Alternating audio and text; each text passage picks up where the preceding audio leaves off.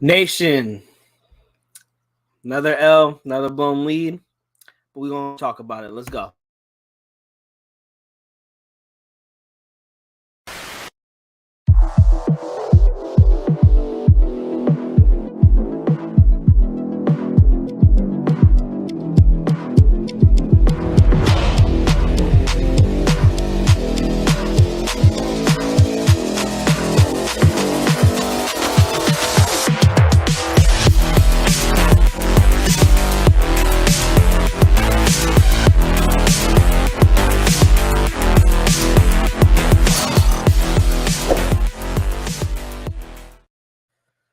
What's going on, Raider Nation? It is your boy Exacting Raider, and we are back again with another live after a tough loss, after going on a 3-game win streak. And we are gonna talk about it. We're gonna sound off how we feeling. I needed 2 days, really. I wanted to go live yesterday, but I needed like another day to really just wrap my head around what happened. I was trying to get my boy, our other primo, Natural Nate, on here, but he is out with enjoying a dinner with his family. Shout out to my primo Nate. But we're still gonna bring you some a video. We still gonna talk about this because we need to talk about this, right? We need to talk about the loss because I'm hearing fans not give Golden Boy Derek Carr any blame for this. I'm not saying he deserves all the blame. I'm not saying that. People really are not giving this man any blame. And shout out to everyone that's pulling up in the chat. We got Van City, my guy, up in here. This is inside. It's basically if it quacks like a duck and it walks like a duck, it's a fucking duck.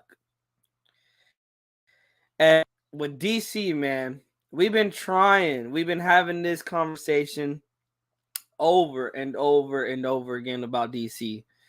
On T6 Soldier, man, it's been a minute. Shout out to my guy pulling up. Man, shout out to my guy. It's been a minute since I had that man pull up in the chat. Miss you, bro. Miss you. Glad you in here. But let's talk about how this game went first. In the first quarter, opening drive, we score a touchdown. Game's looking like it's about to go, like this offense is back clicking. We're running the football effectively. Derek Carr's making, some timely passes. Devontae's out there. Devontae's out there doing Devontae things. Moss and Ramsey.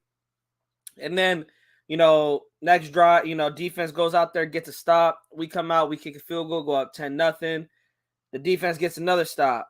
We go up, I believe we get another field goal. No, we get another field goal. And then the Rams ended up kicking field goals 13-3 at that point. And this is where we got to talk about going into the halftime locker room. Shout out to everyone pulling up. GA Patriot and Van City and on T6, bro. Thank you guys for pulling up. Thank you guys for everyone pulling up. If you guys haven't already subscribed to the channel, please subscribe. Trying to get to 500 subs by the end of the season.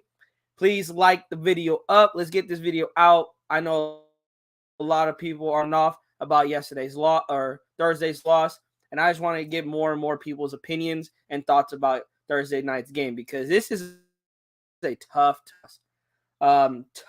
loss. But we got to talk about this halftime. And I wanted to pull it up for you guys. I wanted to pull up this play, and like I'm not one that's gonna have the all 22, because I'm not yet. I'm gonna be honest, guys. But there's a key play in there. I know you guys know where I'm going with this. I feel affected the game, affected the play calling in the second half.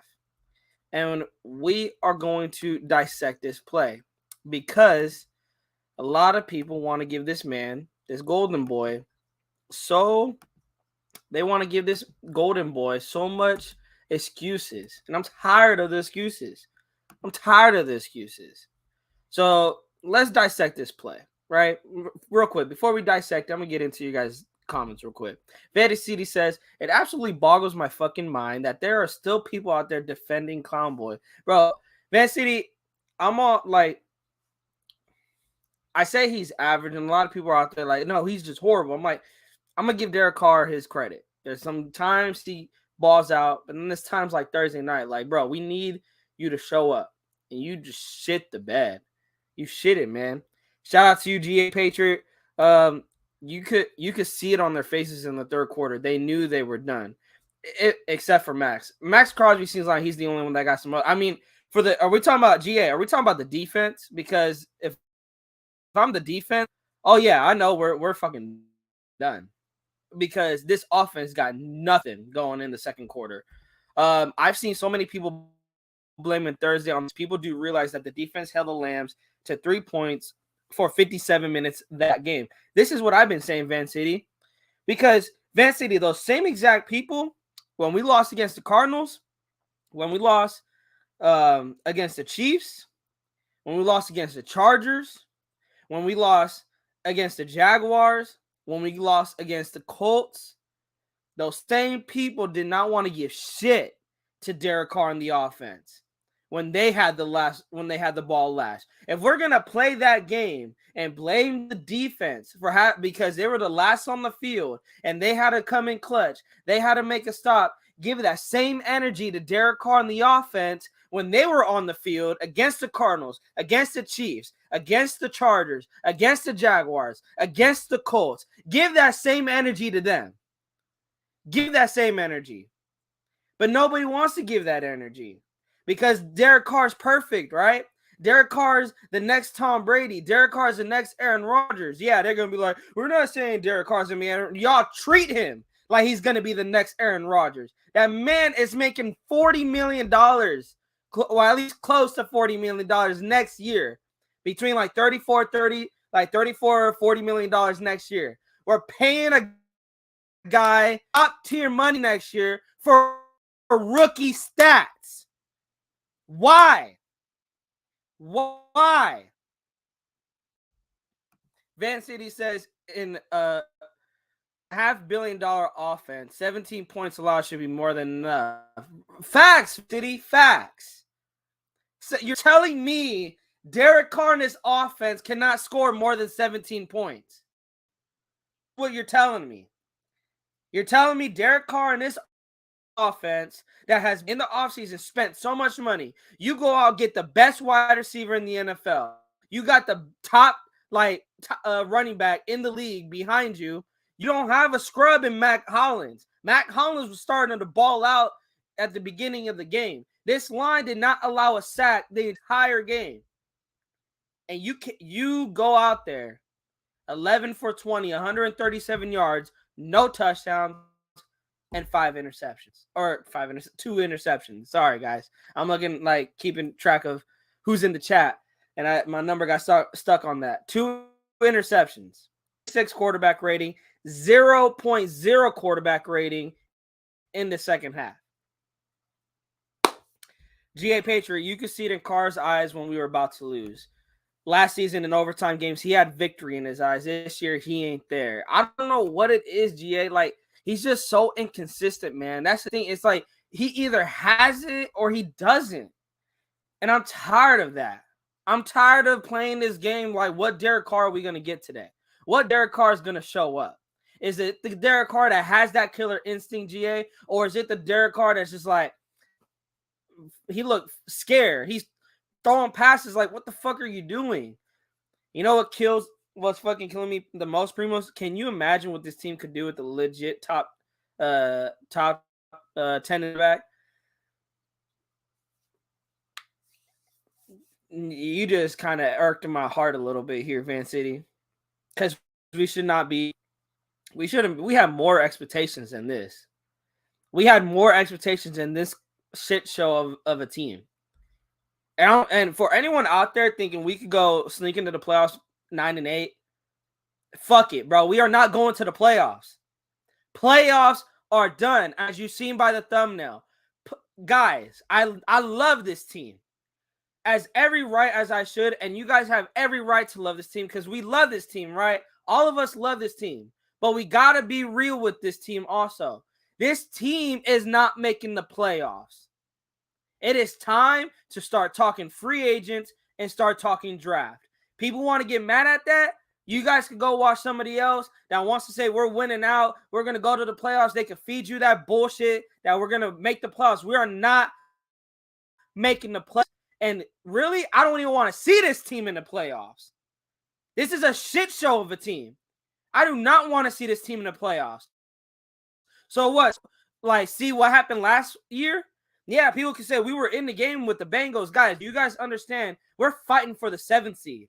Whoever makes that 7th seed is going to have to play Buffalo or Kansas City in Kansas City or in Buffalo. And people's like, well, we almost beat Kansas City. But did we beat Kansas City? No, we didn't. We didn't beat Kansas City. We almost. And that's the thing with this fan base. You guys are content with almost. You guys are okay with almost. I'm tired and just sick of almost. I'm tired of that. Because I'll be honest, playoffs are different. Playoffs are a different atmosphere, right? March Madness, different atmosphere. The NBA playoffs, different atmosphere. This is why home field advantage is a big must when you get to the playoffs. Because home field advantage matters. Bro, Raiders are not going into Buffalo and beating the Bills. I'm sorry. They are not going into Kansas City and beating Kansas City in the playoffs. Because did y'all forget? Our quarterback sucks playing in the cold. Y'all forget about that? You think these playoff games are just going to be nice and sunny? Because it's going to be cold as fuck in the playoffs. Cold as fuck. That's my little rant, guys. Let me get into these comments. Clownboy threw for 11 yards in the second half. 11 fucking yards. It's embarrassing. I'm Raider Nation for 40 plus years. I love the Shield, but I called it. I said we beat Seattle and KC and lose to all the scrubs. GA Patriot, you never lied, bro. And you know what? Shout out to Docs, bro. If you guys haven't, go to oaklasvegas.com. Get your merch, bro. Shout out to Graphic Raider, our boy Docs, bro. I'm repping this exactly what we deserve. We deserve better. This should be the quote for the reason. The nation deserves better. Let's rock that shirt, not only for supporting my boy Docs, but because it is fact right now. It is fact. The nation deserves better. But let's get into this play real quick that I want to show you guys because there's a lot that we need to discuss, first of all. So let's discuss it. Let's discuss this play real quick. Let's let it play through. We're going to let it play through. And then we're going to dissect it. 3rd and 5. Carr under pressure. Soft ball is picked off in the end zone. Ernest Jones threw a little lollipop that time under pressure.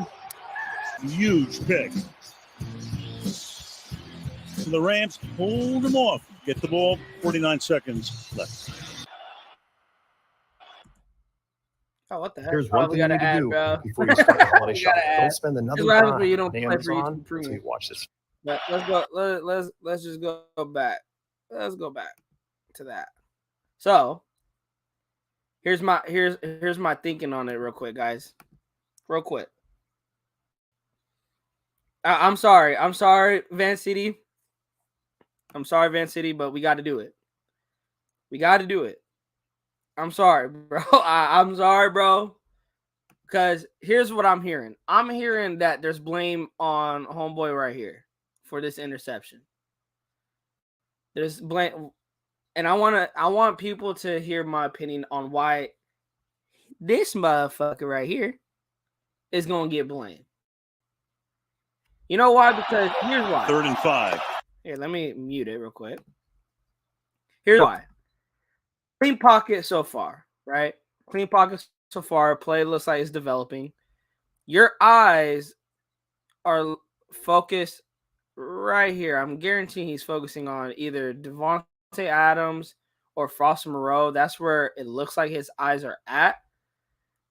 And this is what I mean by zero pocket of awareness. People kill me that Derek Carr has the pocket awareness. No, he does not have it. This play is going to prove it. He should feel that his interior offensive line is starting to collapse. Now, he does a great job. I'll say this. He does a great job step up, right? He does a great job to step up because he feels the pressure coming here. He feels the pressure coming here. Bruh, you do not feel this at all, though. Like, explain how you feel. You feel this. You feel that. You don't see. Like, not only do you not feel it, bruh, it's right in fucking front of you. And you like, well, first, like, let's call it what it is. Hands to the face, I think. I don't know if he's getting up in the face mask, but it is what it is. Like, and also I want to say this real quick. Refs did not screw us because they were calling some bullshit penalties on the Rams, and they also picked up some penalties that should have been called on us that they didn't call. So I feel they called a pretty fair game. Now, I will say Max Crosby was getting held like a bitch on the last two, like two drives of the Rams. Like, homeboy was in chokeholds, and they should have been called, but the refs were calling, like, they were not consistent at all night. So it's like, what can you expect? Like, they were off their game all night. But needless to say, this throw should not have happened.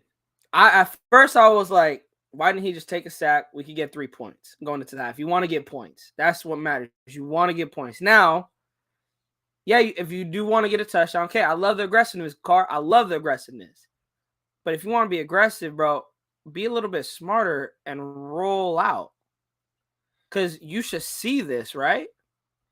Because you felt these two pressures coming, and you should see this coming, right? But what is it? You don't see this. You know why? Because like you always do, you're locked onto the receiver. You're locked onto the receiver. Instead of being aware of what's around you, being aware of there's a guy in the flat. Maybe, yeah, you don't get the first down, and that's kind of a distance, and he got a guy behind him, so that's probably a risky throw. But if there's nothing, take the sack. If you're trying to make something out of nothing, roll out.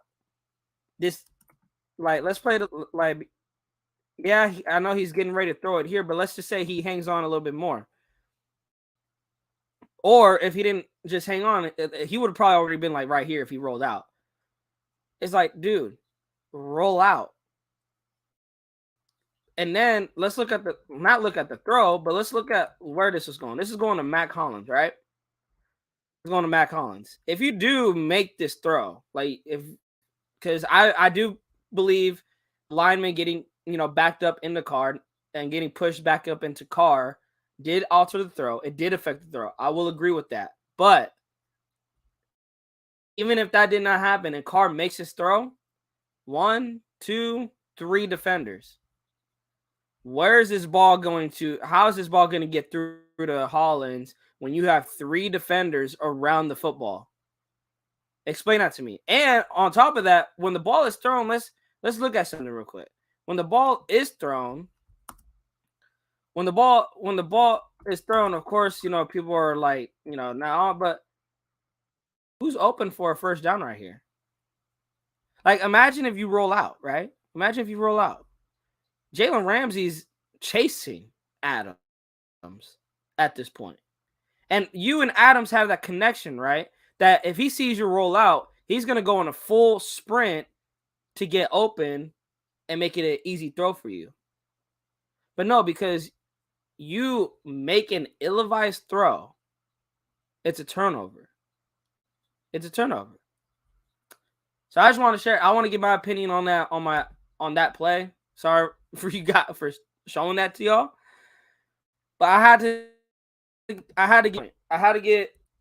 to get my opinion on that play. So I'm gonna get back into these comments. I'm getting to it, or even seeing Forky pisses me. He needs to fucking this funny. My man said you hella funny. The defense threw that interception. Fuck the Manuel Rodriguez. He says facts for him. Yeah, like people's like, oh, it's the offensive line's fault. Like, homeboy ain't even looking at Derek Carr, bro. He don't know where Derek's at. All he's trying to do is focus on the guy he's blocking, right? Shouldn't Derek Carr see, like, oh shit, like he's coming towards me? Maybe let me see if I can find an escape route. Like, and bro, escape route was right to your right.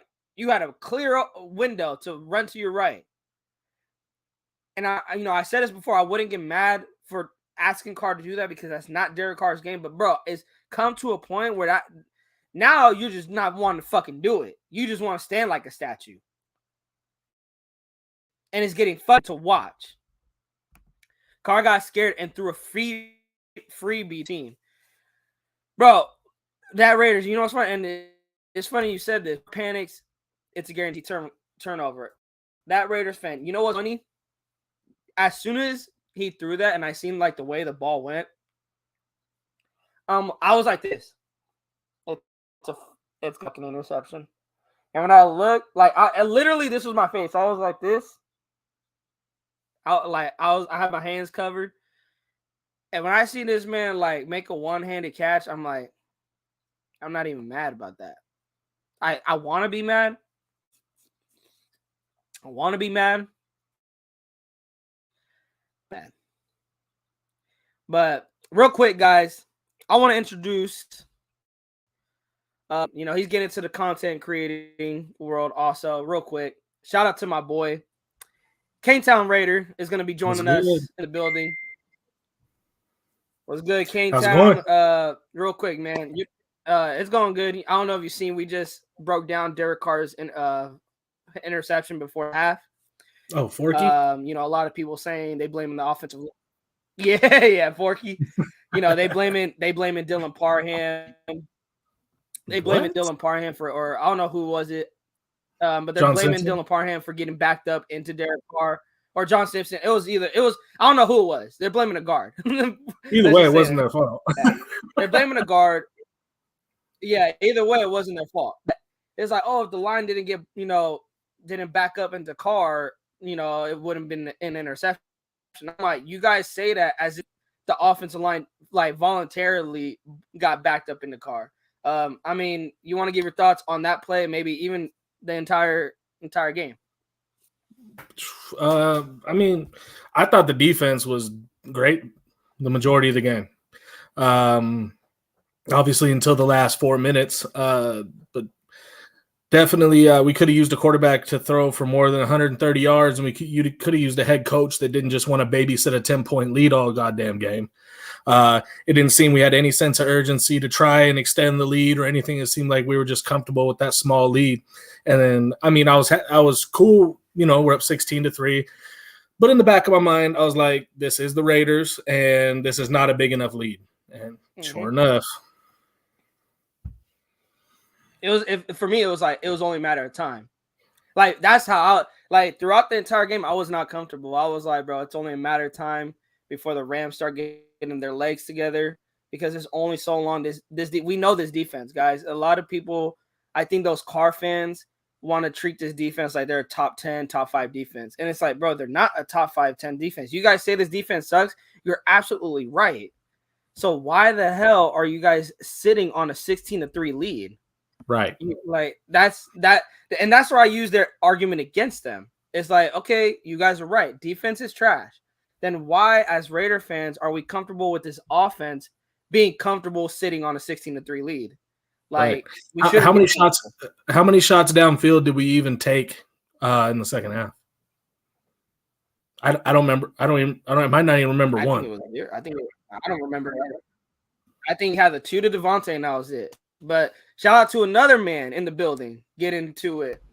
We got our Big Mike. Yo, what's up, man? What's going on? Happy Saturday. Happy Saturday. So, I don't know if you guys have you seen it, Big Mike. Yep. Try to have it happen Saturday, but then I started remembering the game Thursday. Started getting pissed off. Yeah. Yeah, man. But Big Mike, real quick, I broke down the interception that Carr threw. Gave my thoughts and opinions on it because I'm hearing this argument that it's the offensive line's fault for that pick because they got backed up in the Carr. I mean, what's your thoughts on the game, and then even if that play, if you want to discuss it? So I was at the game on Thursday. I went and spent too much money to watch the Raiders lay an egg. So yeah, I was a little bit upset about that. But as far as that play goes, it really looked like Derek Carr just lobbed it to 3 defenders from where I was sitting. It was like, where are you throwing the ball for 1?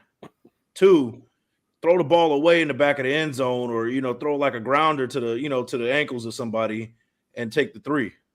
If nothing's there, you take the 3.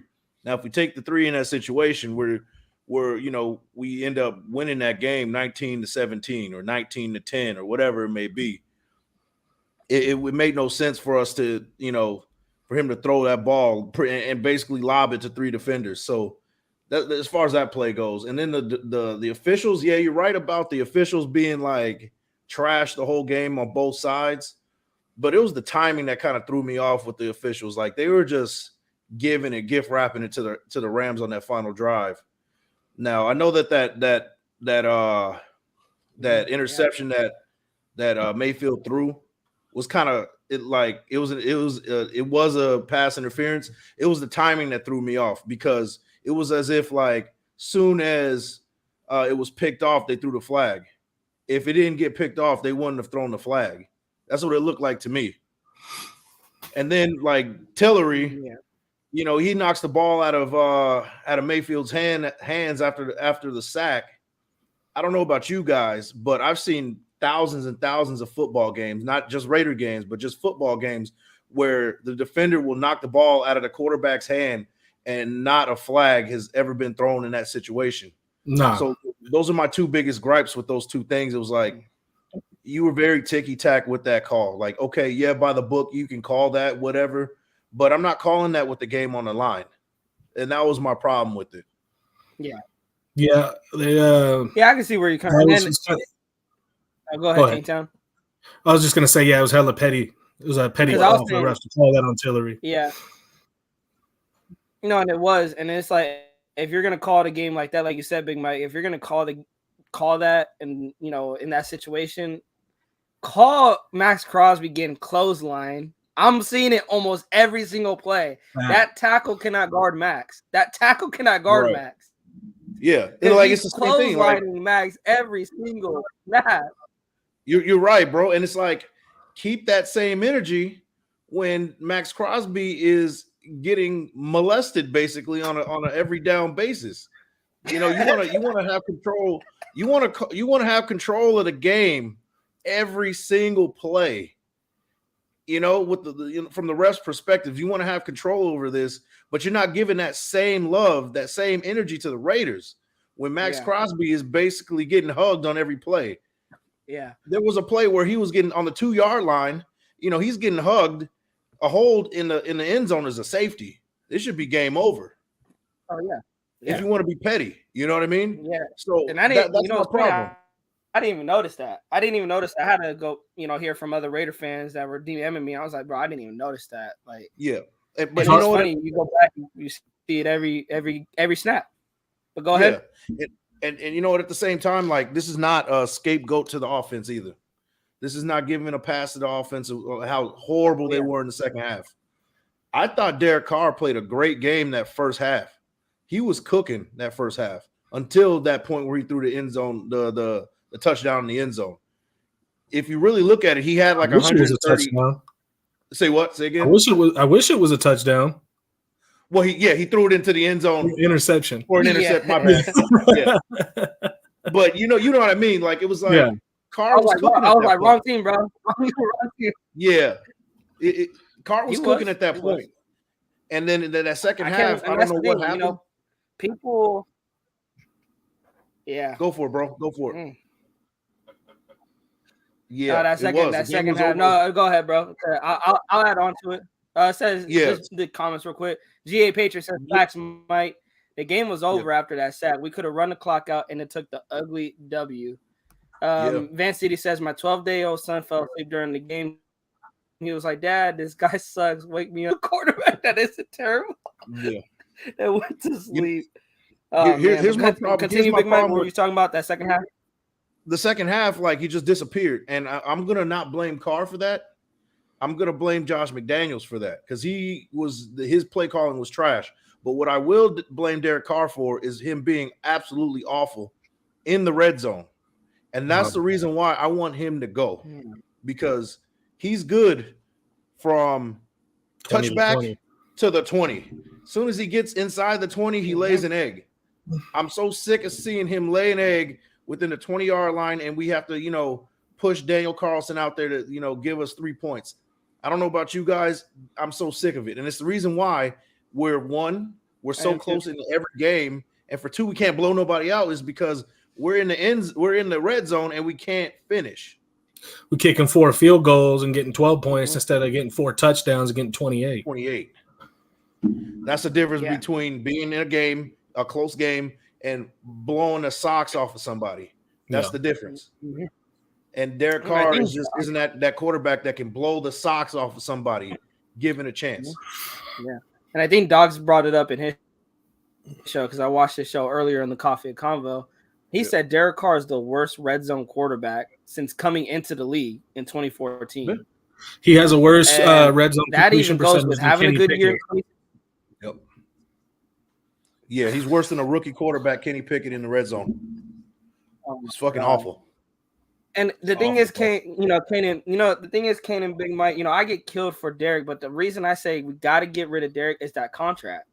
Because you could get stats like Thursday from a rookie quarterback, paying a rookie quarterback for nothing, and you could get that out of a rookie quarterback. And it's like, we'll be pissed and upset, but it's just Zeke just got to flex on Derek Carr. Paying a rookie quarterback. You playing for $10 million, or you not a Raider no more? Right. I bet you DC play for that $10 million. Yeah. No, for real. No, I'm being generous because if I was Zeke, I'd be like, bro, I would give you 18 mil. But even that point, bro, you at like 10 mil. You was at like 10 mil. GA Pages, real quick. I didn't even read this. That Raiders fan said it's sickening how referees can somehow determine an outcome of a game. And I know there's reports coming out that they believe the game was starting to get rigged and it's towards the end because of the Baker Mayfield comeback story. And it's like, I don't believe that, only because I agree with Big Mike on the hence these referees were calling penalties. These refs were calling penalties at a timely.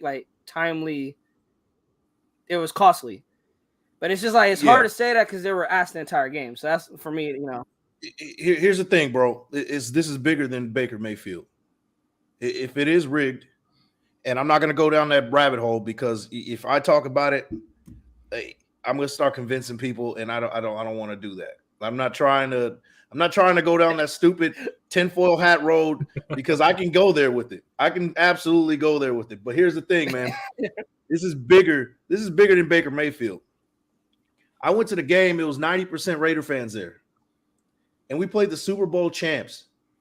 And if you know anything about the Rams and that Super Bowl parade that they had after that, they had me, my cousin, and a dog at the parade, and that was their parade, bro. Like, it was 3 people at their damn parade. Like, it wasn't anybody there. So you telling me that if let's flip it over. If the Raiders won the Super Bowl in Los Angeles, oh my God, how crazy would that parade be? Oh man. So I tell you that to say this. The Raiders aren't going to ever win a game in SoFi Stadium for a while, and that's including the Chargers. And that's what I really believe. And I say this because they're trying to build a fan base in LA. They're trying to build a fan base in LA, and they're also trying to get the Raiders fans out of LA. And Raiders fans went home upset after that game. It was almost like I almost saw like 3 different fights on 3 separate occasions. It was just bad, man. And I think what the NFL wants is they're trying to push the Raiders out of the whole LA landscape, and they're trying to breed new LA fans, almost like a conversion. Because if you have the Raider fans come into SoFi Stadium, their thought might be, hey, this team sucks every time I come watch it. Maybe, I should, 1, not even show up, or 2, maybe I should just be a Rams or a Chargers fan. I know how they felt because I almost hammer fisted a hole in my armrest on my seat. Yeah. Oh man, my forearm's still sore. Yeah, and you just imagine just like the raw emotion that was at that stadium. Raiders fans, and like I will say shame on this one dude that I was sitting next to. He was a Raiders fan. I was cool with him for most of the game, but around the 4th quarter, this dude was drinking a little too much. And he was harassing this Rams couple. It was like an older couple, like in their 50s. And I was like, bro, like, you got to stop that, bro. You're making us look bad, bro. You're making us look bad. This is why like people hate us as fans, man. Like we got to stop doing that shit. So it was you're proving a lot of stereotypes correct right now. Exactly, and it was just embarrassing, man. It was embarrassing. It was embarrassing to lose there because it was like the Rams fans had all the right at that point because we were whose house and it was just Raiders. It was crazy, bro. Like they had every right to just shove it in our face when we lost, bro. And that was just the most like demoralizing feeling I've ever had, bro. Like that was the worst. That was the worst one this season for sure. Yeah. Oh yeah. It was. And the thing is, it's funny. So he talks about fans leaving mad. I'm like, man, I remember walking out of the Coliseum on Bart, the walk of shame when we lose, and it's just thousands of Raider fans. It feels like just walking the walk of shame. Man. And bro, it's like, and what's crazy? It's so many people on Bart, so many people walking that tunnel. You could hear a pen drop. It's so quiet. Like that's why I say Mark Davis to the players to this organization. The nation deserves better. And you know what the jacked up part is? Because we could. You know what the jacked up part is, bro? Is that we'll sell out a stadium in LA, but now since we're losing, we're gonna go and turn around, and these 49er fans are gonna outnumber us on New Year's Day in Vegas. The thing is, that's the thing. It's facts. It's true because and because those ticket prices. I'm gonna be front with y'all and everyone in the chat. When we lost, me and my dad was really thinking about selling our tickets for next week's game. Because bro, we don't want to go, make that 6-hour drive, pay that money for a hotel room, pay that money for football tickets to go see a shit show of a team. Yeah. And have a long ass drive back with our heads down because we lost. Yeah. Like we don't want to put ourselves there. We'd rather, be in the comfort of our home. And if they lose, they lose. They win, they win. It is what it is. But I'm not taking that risk. But it's like 40,000 people are telling you about it after. Yeah, bro. Yeah. I wish I can get that $200 back, $85 back for parking. I wish I can get that shit back. I kind of feel bad that I got to go to the Seattle game. Yeah. I'm happy for you, bro. I know. I'm happy for you. I think Man City's kind of rubbing it. Man City's over here kind of rubbing it. He was like, Mikey, I see your LA game and raise you my Seattle experience. So I get up on Saturday morning more something I think I've ever been in pretty much my whole life. I'm glowing. My buddy picks me up. And we go enjoy Seattle. Wake up Sunday morning, and it's my first ever live game day. Go to my first ever Raiders tailgate experience. Get to the game early. Meet Ziegler, bro. Van City, I'm not going. I'm not doing this. He forgot the highlight of the game. Meet in Cane Town. There you go. There you go. That Raiders fan says much love to you three. Shout out from Stockton. Go Raiders. Appreciate you, bro. Hello, bro. Yeah, man. I'll never get that money back. On the first throw of the game, Carlos doesn't get a chest. That we were all everybody who was there. We were like, no. I would have walked out, bro. Like, I was ready to take the game off at that time. I'm glad I didn't, but I wanted to. Man. I was like, oh, fuck this. I'm out. Van City, I did. I finished it. Me and my wife looked at each other, was like, bro, this be me. I just finished my pizza. Bro, this be me. I'll be sitting right next to Van City. I'm like, so what happened? Wait, I swear we just got the ball. Yep. Like, what just happened, bro? I just sat down. What is going on? All right, bro. I'm meeting the car, man. Peace. I'm gonna spit my pizza. Hey, bro, and that's crazy. Pizza don't taste good. Yep, man. That's crazy, man. For real. As fast as I sit down, I was like, all right, I already see where this shit's going. Like, I'm right. No, but I mean, I'm glad like Kane, being in Van City, I'm glad y'all had a good experience. That was also the first Seattle game I went to. The Raiders my dad thought about it, and it's like,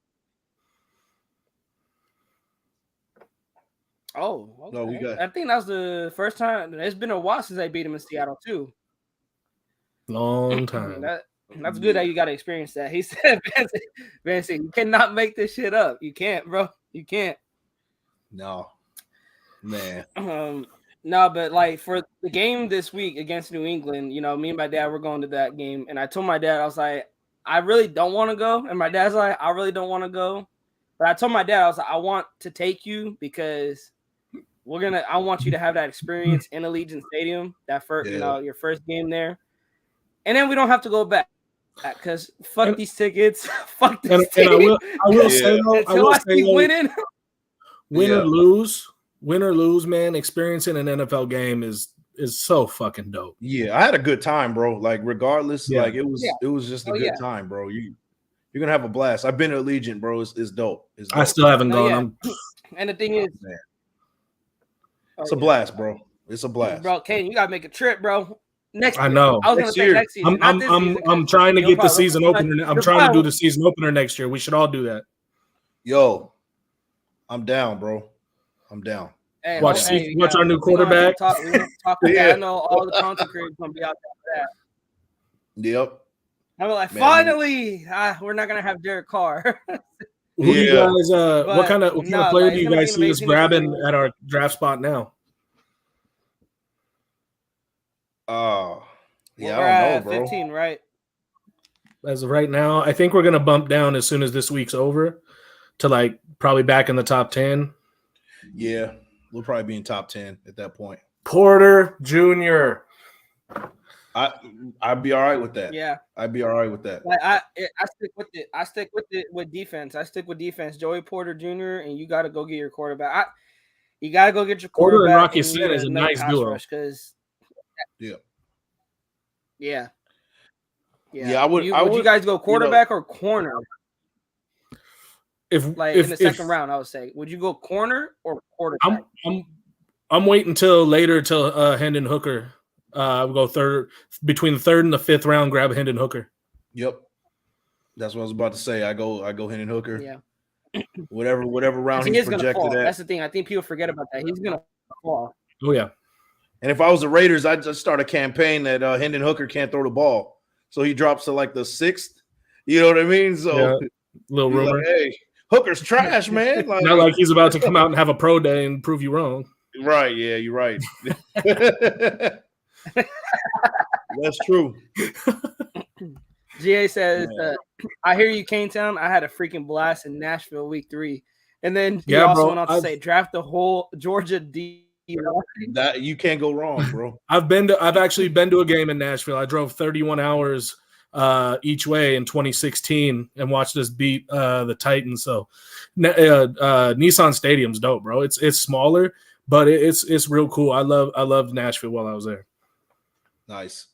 Yeah, I've been wanting to check out Nashville. I mean, just outside of football, just go check it out. It's a cool town. Yeah. Not to mention Nashville hot chicken sandwiches, bro. You can't go wrong. Bro, sounds good to me, bro. Sounds good to me. Yeah, man. I heard Nashville food is delicious, man. I'm like, they have me at Nashville food. Yep. Yeah. Yeah, man. Shout out to Van City. I love hookers. You and Mark Davis. Yeah, right. Oh man, shout out to Cash Lord for popping up in the chat. He said, I've been saying this shit about Carr for years already. That boy's cheeks got killed for it, and now everyone is seeing it. Some people are slower than others, bro. You guys want to give your guys thoughts on? I was like, you got thoughts on DC? I mean, going forward, I would say not on Thursday's game. Going forward, what are we gonna do about DC? We're gonna watch him play good for 2 games and play like dog shit for 2 games. And then we're going to see if we can upgrade in the offseason. If we can, cool. If we can't, you run with him for another year, draft someone to play behind him like Hendon Hooker. And whenever DC starts shitting the bed next year, put him in. Yeah. Derek Carr is like, he's the most confusing situation I've ever, like, I would say probably in any situation I've seen in football. Like, because 1 week he can make the elite throws. He throws a ball really well, and then he throws the next time you see him throwing a lob right into the end zone. It's all mental, all decision. It is all mental, and I think because of that, this game really, like, the verdict is in now at this point. Like, you got to move on. There's like no excuse at this point. You're right. Because you know what you're getting from him. He's good. He's good from touchback to red zone.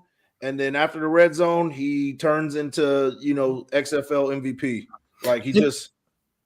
Maybe I don't remember. Has it always been like this? I don't think so. Well, the last couple of years, they've been trash in the red zone.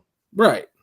But like quarterbacks get their touchdowns in the red zone. And like, that's why he doesn't throw for many 2016 Carr bad in the red zone? No. I thought he was throwing phase to Michael Crabtree every other day. That was the difference, is that his red zone performance in 16 is the big difference between him now and back then. Yeah. It's just red zone. You can't throw fades to Devontae? What's up? You can't throw those same passes you threw to Crabtree to Devontae Adams? Bro, I don't get it. I don't get it, man. I don't get it. I'm going to try to pull it up here. Let me see if I can pull it up here, their percentage on 2016. Just give me a sec to pull it up because I wasn't expecting it to get there, but let me see if it's here. Yeah. Or even that game where we beat Kansas City on the last second. He threw 3 red zone touchdowns in a row. Right. Like, what? That first game against the Saints, he threw for 2 through that lob to Crabtree. What the fuck happened? Like, I don't. He's the most confusing situation I've ever seen. Yeah, I've never hated and loved a quarterback so much in my life. Yeah, it's so confusing because I've been defending Carr for a minute now, but I think this year is where I'm like, okay, I can't do it no more. I can't do it anymore, man. I defended him last year. This marriage has to end. He's been whooping my ass for years. Yeah. And what's crazy about it was like last year under Gruden at the beginning of the season, he was like an MVP candidate. He was throwing for damn near 400 yards a game. So sorry guys, cut you off. I got it. I got Derek Carr stats in the red zone. So inside the 20 that year in 2016, Derek Carr was he had 306 yards passing. He had 19 touchdowns inside the 20. The difference to 1 interception, and then inside the 10. So he actually had 5. So if you were actually to break it like even more down, he had 5. He had 5 touchdowns. That was 10 plus yards in the red zone. Inside the 10-yard line, he had 14. Inside the 10, 14 touchdowns to no interceptions.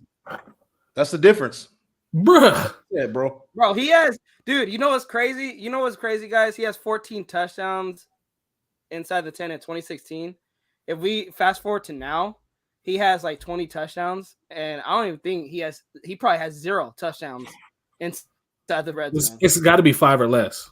But it's like, yeah, he'd throw. He'd have like in the mid-30s. I'm gonna get everybody's comments.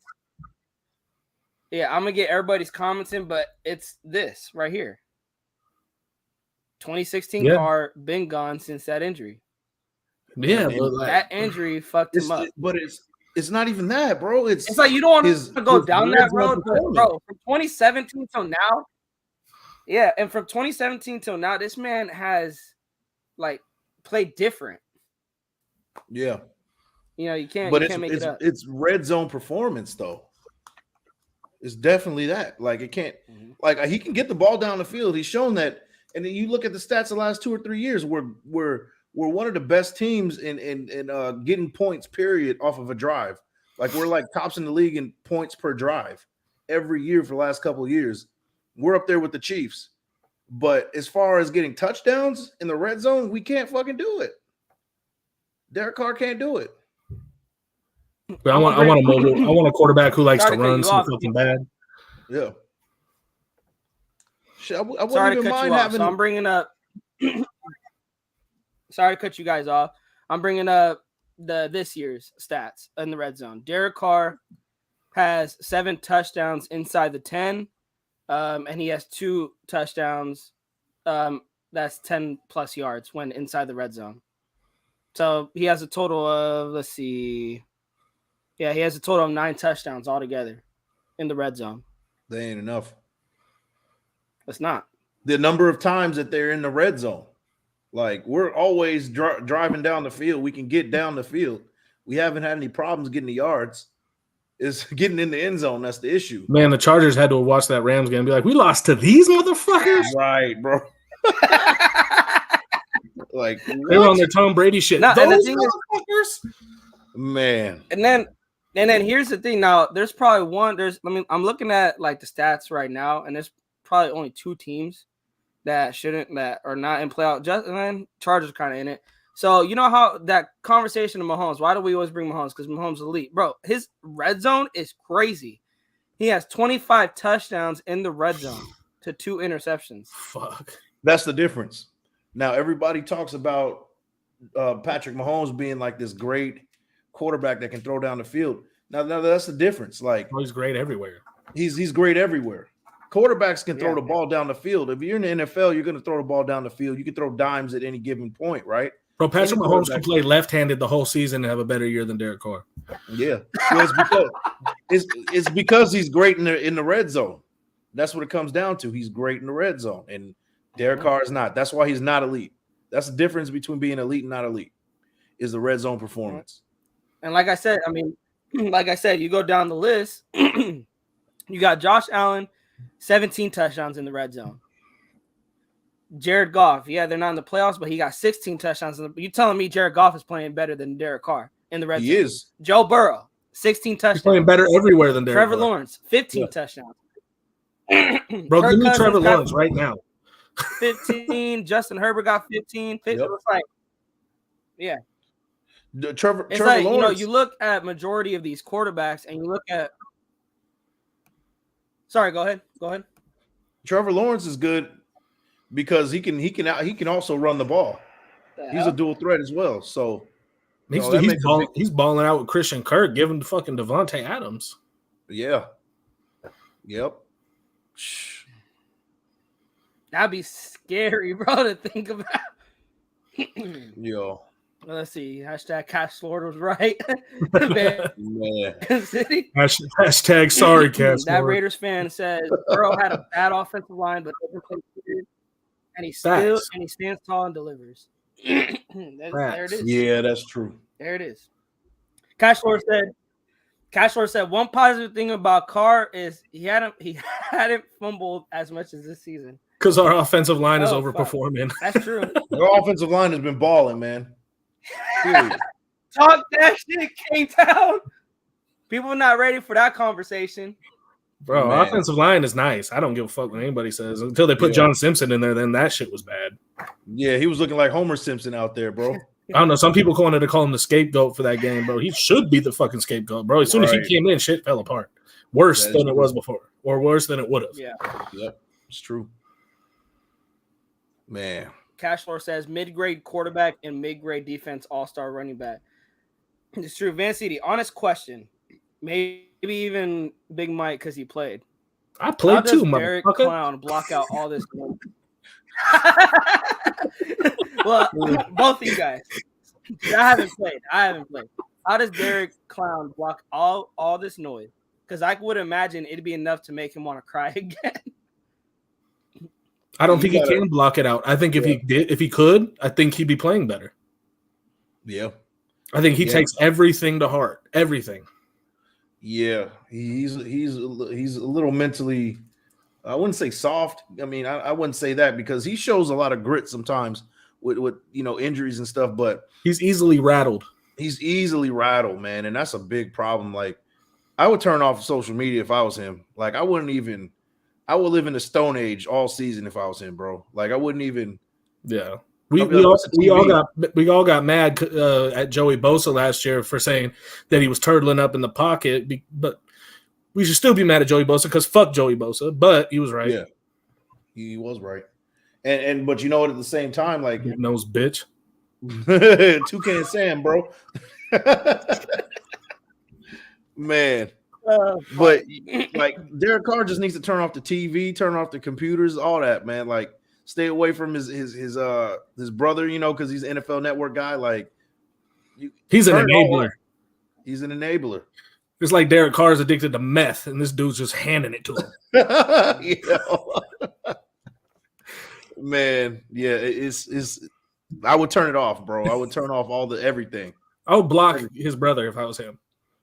Man, it would help a little bit, bro. Yeah, because he be gassing him up, bro. Like, you're the MVP. Like, he's definitely top 5, guys. What? Like, how? Where? 1 game? 2 years top ago? 5, the top 5 and giving up interceptions. Top 5 does that, bro. Cash Lord. Sorry to cut you off, bro. Cash Lord, that's crazy. I didn't even think about that. I did not even think about that. Defensive wise, I would say they're the worst team. I didn't even think about that. That's sad. Sad. Was Marshawn Lattimore even playing when we played the Saints? Nope.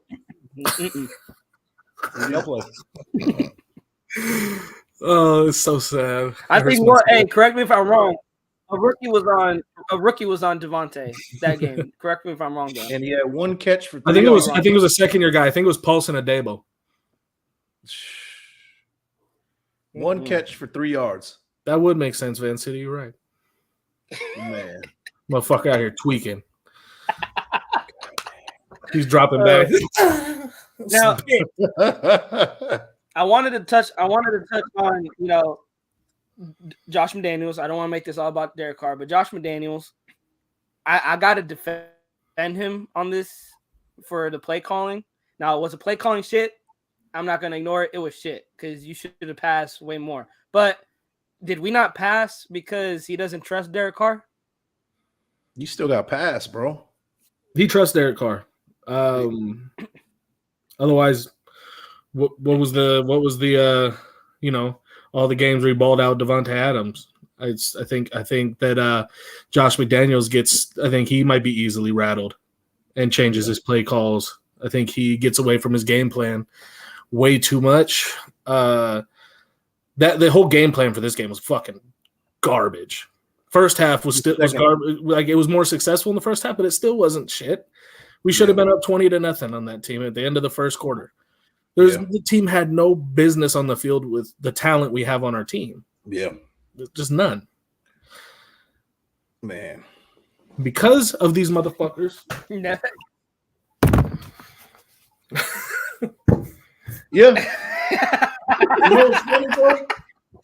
You know what's funny, bro? It's funny you got that because salute, bro. Hey, I was saving it for later. This is a brand new one. Hold on. I got Gatorade. I don't really got nothing. Nah, These fucking Crown bottles, bro. It's funny. It's funny you said that. Nation needs to take a shot. Yo, to the neck, bro. Jesus. Oh, it's Apple. It's easy. Yeah. Well, salute for that one, man. This is just a little tequila. I'm only taking 1 shot, though. That's okay. Salute to you. But yeah, I wanted to bring that up, guys, because Josh McDaniels, he's been getting a lot of heat saying, "Oh, we need to fire Josh McDaniels, fire Patrick Graham," which I agree with K-Town. The game calling, whether it was Patrick Graham or Josh McDaniels, they both sucked this game. But let's not forget that 3-game win streak. Let's keep that energy, right? Let's keep that energy. We're gonna put all this look at the coaching. Take your time, K-Town. If we look at the coaching, let's not forget that Josh McDaniels has drew up some good game plans in the past for the Chargers. I know we played some whack teams like Denver, beat Texans. We played some whack teams, but let's act like Josh McDaniels did not call some good games. And let's not act like he called some good halves. I get it. Football is 4 quarters. But, if we're going to be patient, because I agree. I'm glad Doc said this because I didn't even think about this. And I'm going to reiterate what he said because I full on agree. If we're going to give a 9-year quarterback so much, patience and time, why can't we give Josh McDaniels and Patrick Graham time to really gel with this team and get the team that they need to build a win championships?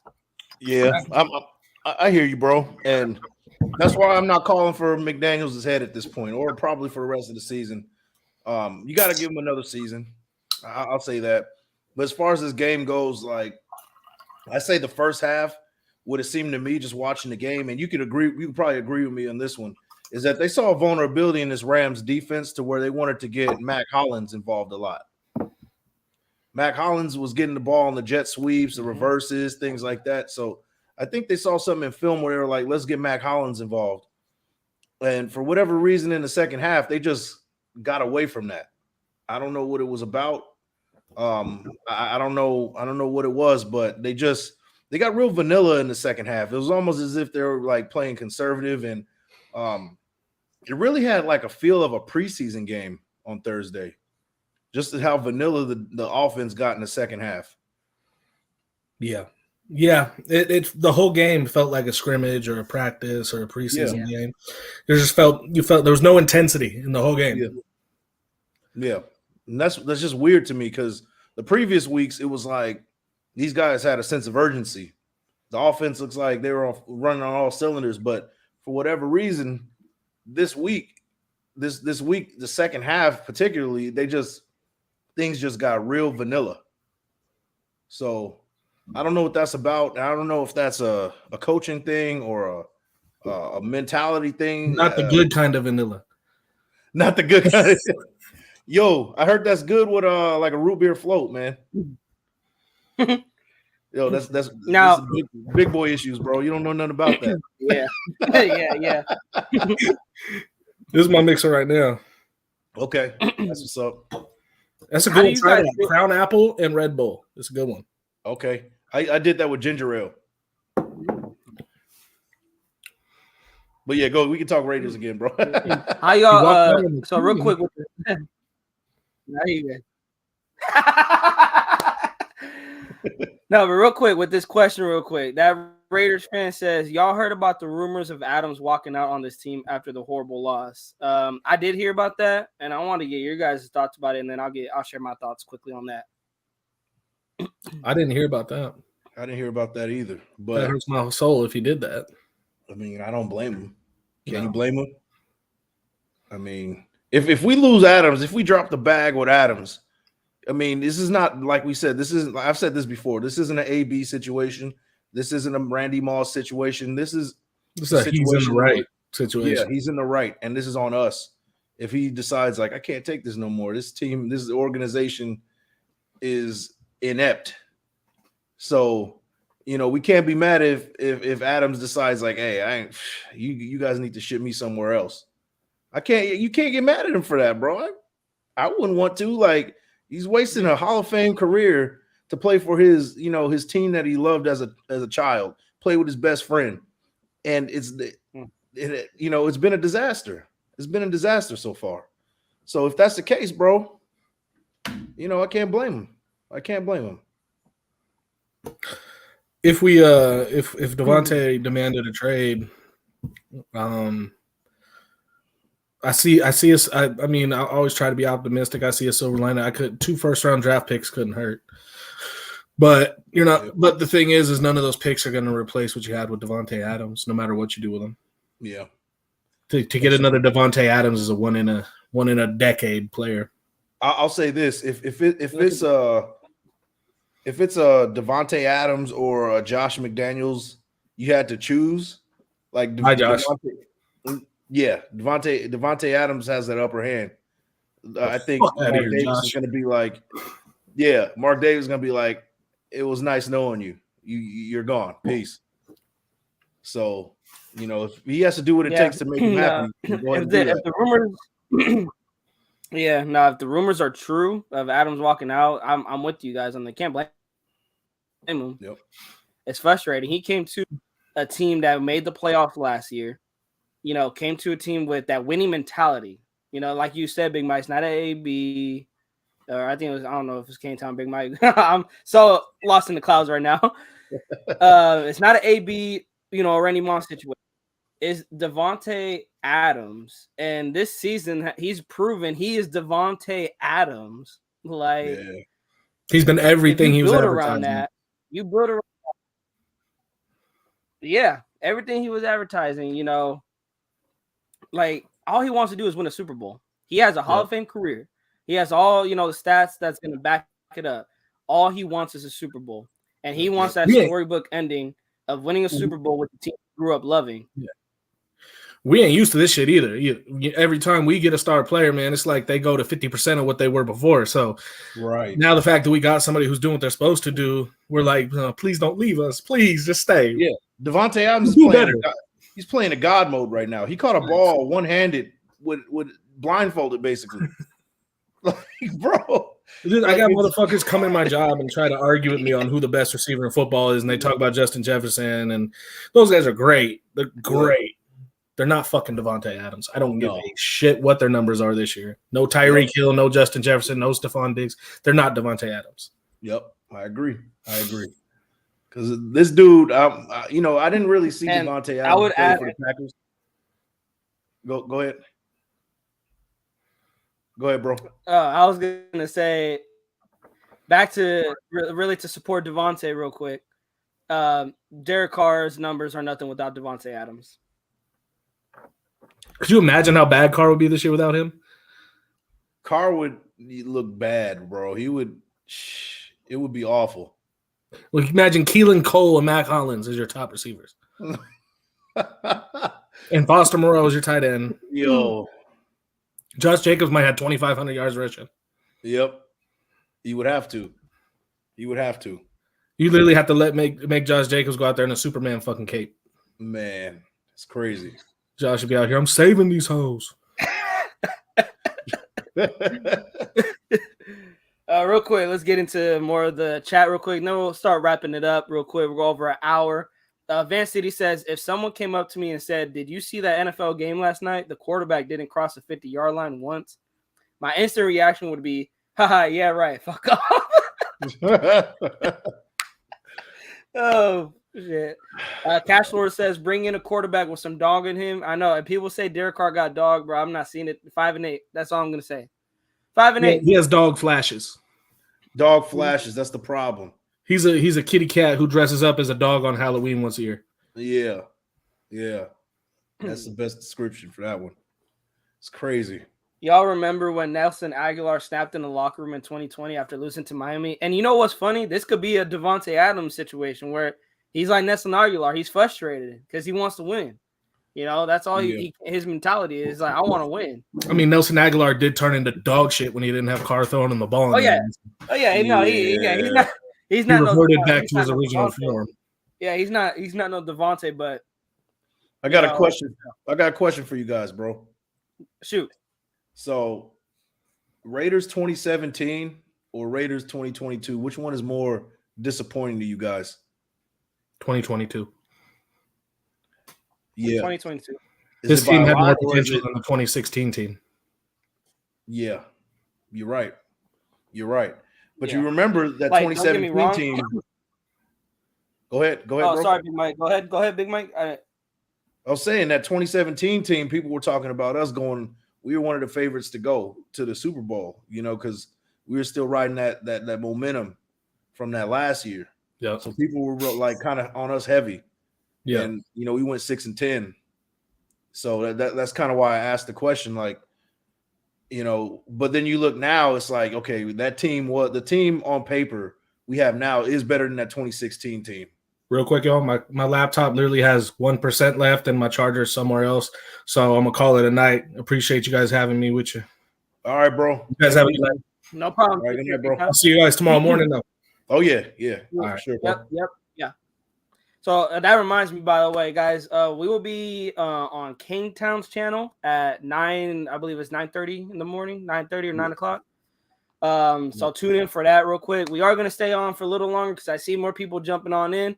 I don't want to miss anyone's comments.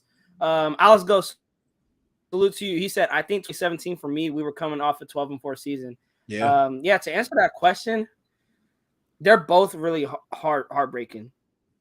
But yeah. I got to go, shit, bro.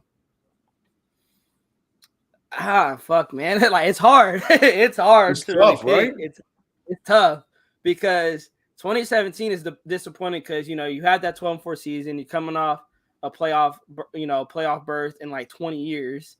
Yeah. Derek Carr went down, and it's like, well, we would have probably went deep into the playoffs because if Derek Carr stayed healthy, when he was coming back, you're like, oh, we're going to get that MVP caliber again.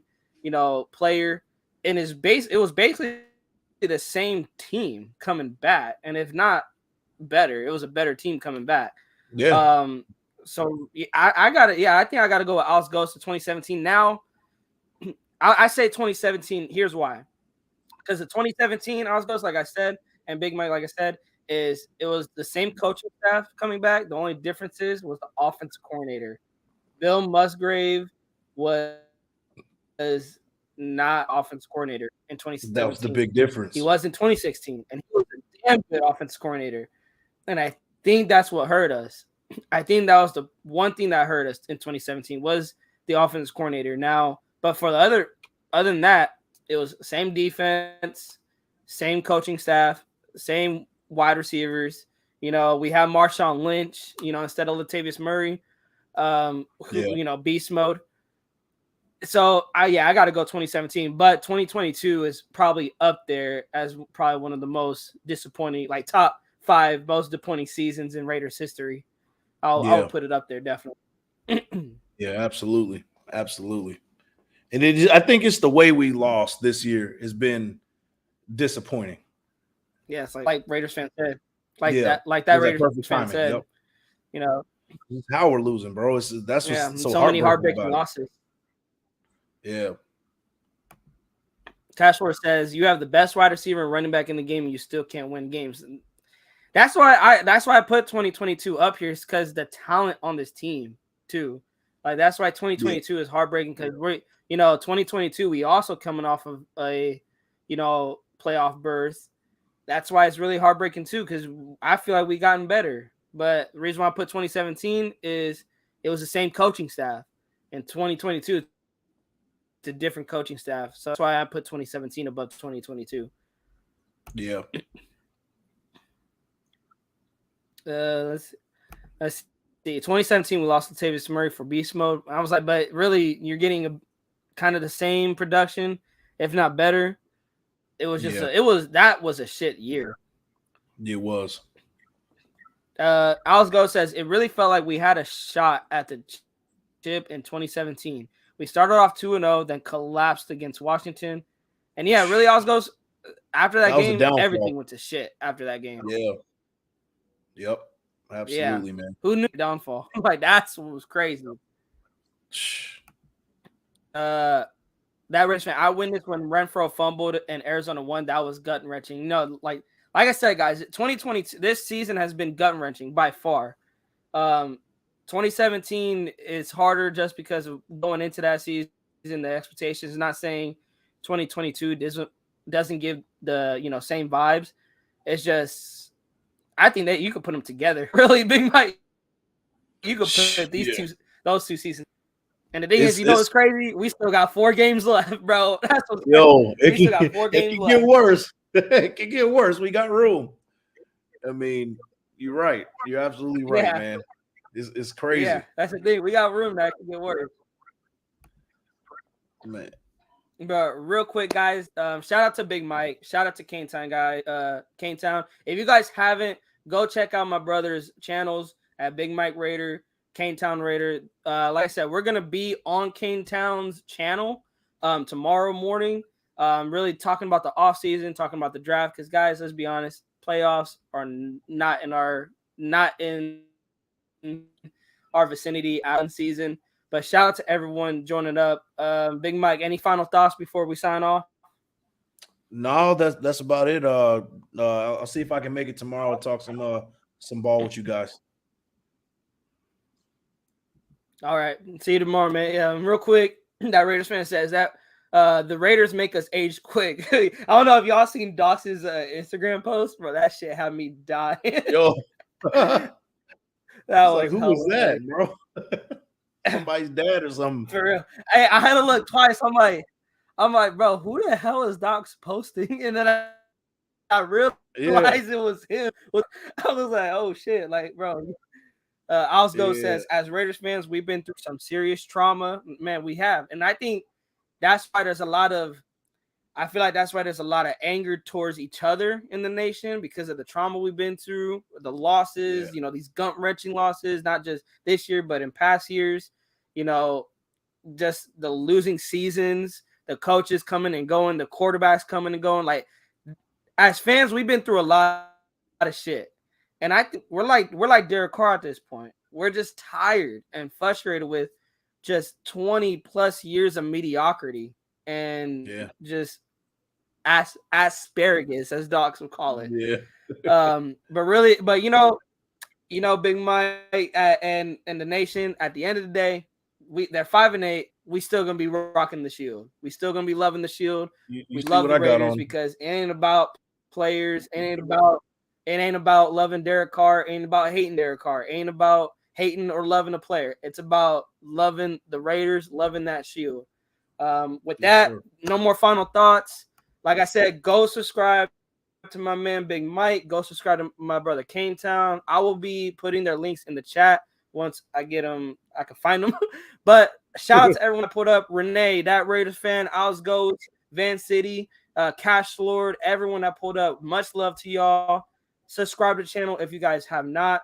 Hit that like button. We're going to see you guys tomorrow. Have a great night, man.